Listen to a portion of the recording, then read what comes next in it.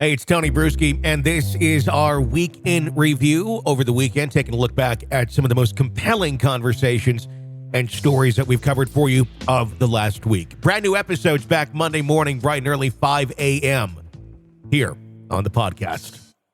This is the Hidden Killers podcast with Tony Brueski. Featuring author, psychologist, and daily contributor, Siobhan Scott. Just the other week, we got a chance to read Kouri Richins' letter from the jail cell that really very much looked like an attempt at witness tampering with her mother and brother, saying exactly what she wanted them to say or telling them what she wanted them to say and who to look into and who to say this or that to, and also requesting some white strips at the end of the letter.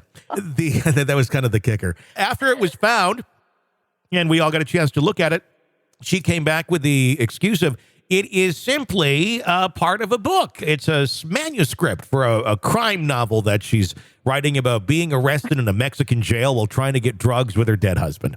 Lord. This is someone who seems to have a slight problem with lying. Yeah, you think. And another person who just doesn't seem to have all the brain cells firing up there. This was an incredibly stupid thing for her to do. And talk about a transparent agenda.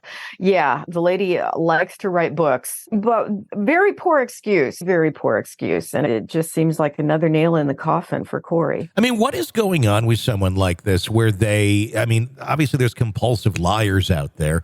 Is that what we're looking at here? Or what would, from a distance, if you were to try and diagnose, and I know you really can't, but just from a distance, someone who lies to this level, I can't imagine her counsel said, hey, why don't you come out and say that it was a manuscript that you were writing and think that's a good idea, unless she has an absolutely horrible counsel. It's just one lie on top of another, and she seems to think everyone's going to believe them.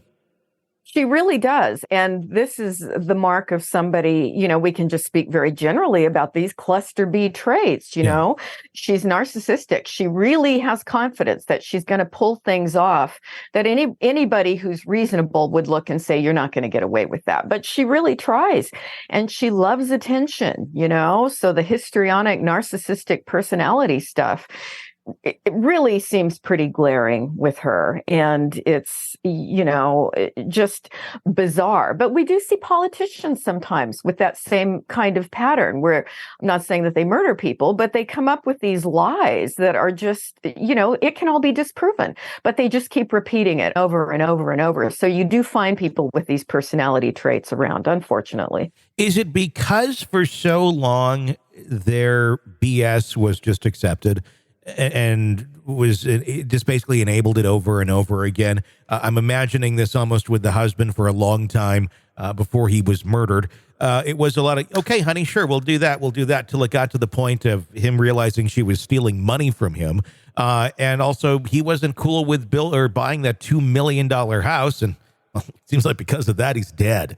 Is it the fact that somebody finally put her foot down to her that then this all happened?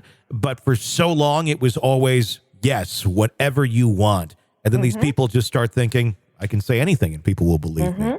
Yep. Another manipulative person.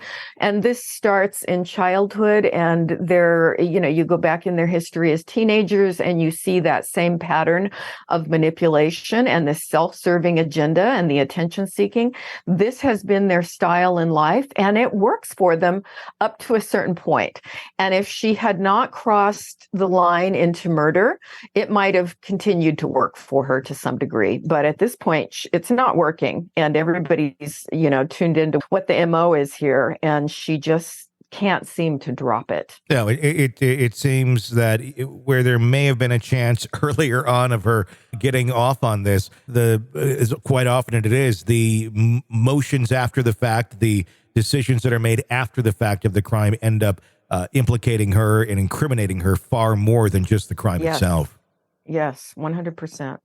This is the Hidden Killers Podcast. Want more? Start binging on all of our true crime podcasts right now through Apple Podcasts and get an ad-free experience when you sign up to be a True Crime Today Premium Plus member exclusively on Apple Podcasts. More of the Hidden Killers Podcast dropping soon. Press subscribe now.